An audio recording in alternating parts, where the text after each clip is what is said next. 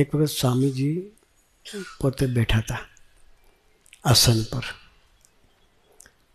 સભામાં કંઈક બેઠા હશે ને એક હરિભગત એમના ટાબરિયા લઈને આવ્યા. નાનું ટાબરિયું 4-5 વર્ષનું હશે કદાચ. દાદરો ચડ્યા, પછી દીકરાને કહે દાદાને દંડવટ કર. કે છે શું કહે? દાદાને દંડવટ કર. કે છોકરું હાથ છોડાઈને ભાગી ગયું. હવે એને બચારા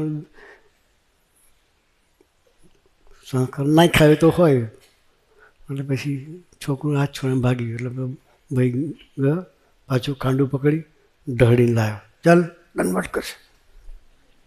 ટોન બદલાયો. પેલી વખત ના સાંભળ્યું એટલે ફરી ઢળી લાવ્યા. એટલે ફરી ભાગી ગયું. એટલે ત્રીજી વખત ગયા. એટલે પછી સ્વામી અને ભાઈને મળે, અહીં કહે અહીંયા પેલા તું અહીંયા કે એને રહેવા દે. બોલાય પેલા તું ઠાકોરજીને 5 દંડવટ કર. કે કોને? એના બાપાને સમજી કહ્યું, છોકરાના બાપાને, કે તું પેલા 5 દંડવટ કર ઠાકોરજી. પછી સ્વામીની આજ્ઞા થઈ એટલે ઠાકોરજીને દંડવટ ચાલુ કર્યા.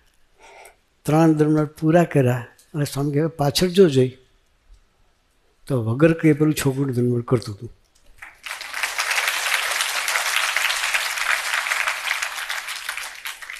ખેંચીને લાયા તો ના કર્યા. જીવન વર્તન વાતો કરે.